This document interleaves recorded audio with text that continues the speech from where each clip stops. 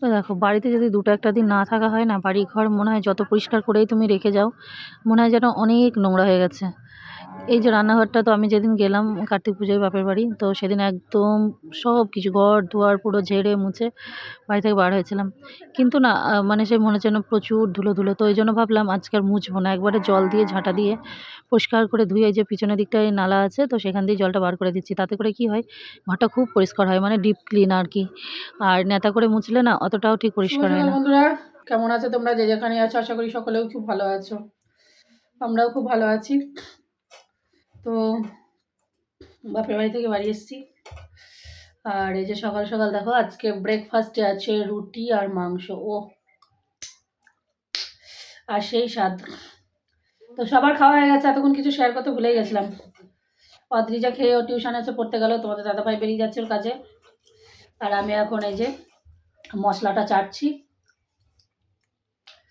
তো চলো সঙ্গে থাকো, ভিডিওটা খুব ভালো লাগবে।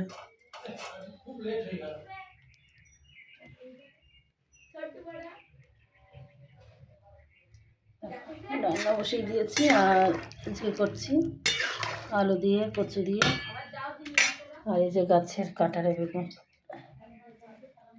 এই কাঁঠালে বেগুনের স্বাদই আলাদা, আর এবছর বেগুনের এত দাম। কাঁঠালে বেগুন এখন বিক্রি হচ্ছে 100 টাকা দরে।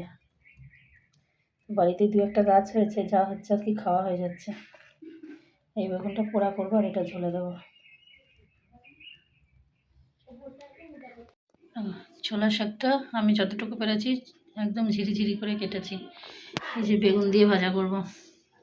আর এখানে জালো কচু বেগুনের ঝোলটা বেসনের বড়া করবে এবার, তারপরে সম্বাদ দেওয়া হয়ে যাবে। উনুনটা এত জ্বলছে, ওইদিকে উনুনে আগুন যাচ্ছে, দেখে যাও।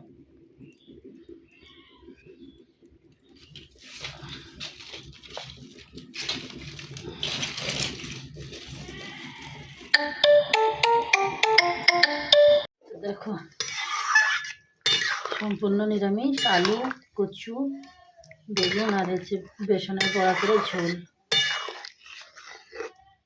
অনেক কটা দিন অনেক রিচ খাওয়া হয়ে গেছে, গোটা একটা সপ্তাহ, ওই জন্য আজকে হচ্ছে একদম হালকা পাতলা। এদিকে ভাতটা প্রায় হয়ে গেছে। তো দেখো দুজনাই খেতে বসেছে। আর কি কি করেছিলাম, এখানে করেছি তিল মাটা, এখানে বেগুন, এখানে বেগুন পোড়া, আর এই যেটা হচ্ছে ওল, দেশি ওল একদম সিদ্ধ, আর ছোলা শাক। কিছুই ঢালা হয়নি কারণ ওরা খেতে বসে গেছে। আর এই হলো নিরামিষ ঝোলটা আলু কচু বেগুনের, আর এখানে হচ্ছে ভাজা, আর এই যে ভাত। এই হলো আজকে রান্না বান্না। ঝোলটা খুব সুন্দর হয়েছে, দেখি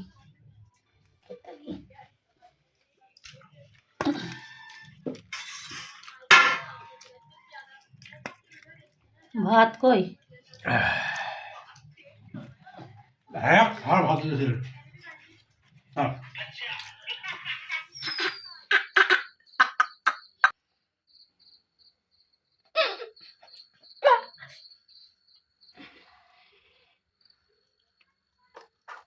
কেমন টেস্টি সুন্দর করে কালারটা তোলো।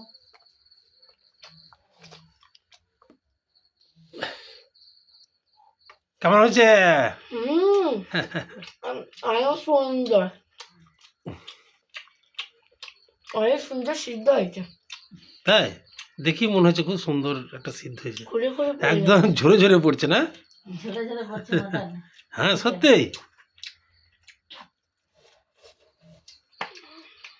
ভালো লাগছে।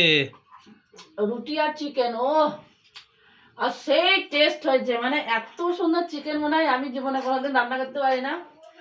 আমার খুব কাছের একজন আজকে আমাকে চিকেন আর রুটি পাঠিয়েছে, আর সেই দেখতে আর সেই টেস্ট, এই টেস্টের কোনো তুলনা হবে না, কোনো কি বলবে স্বাদের কোনো ভাগ হবে না। আর রুটিগুলো মানে এত নরম হয়েছে, অদ্রিজা বলছে মা রুটিগুলো এত সফট হয়েছে, খুব সুন্দর। মানে অদ্রিজা তো রুটি খাই না কিন্তু খাচ্ছে। আমরা যা পেটুক, এরকম যদি ভালো ভালো খাবার খাওয়াই তাহলে প্রতিদিনই খেতে মন চাইবে।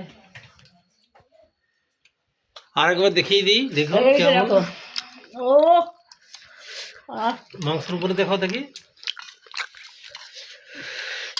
আর একবার ঝরে ঝরে পড়ার মতো বানিয়েছে। একদম ঝরে ঝরে পড়ছে। ও যাক, খুব সুন্দর। রাখা হোক, এবার খাওয়া হোক।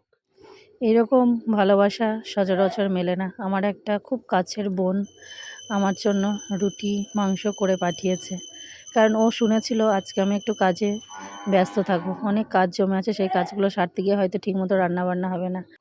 যাক, আমার সেই বোনকে অনেক ভালোবাসা।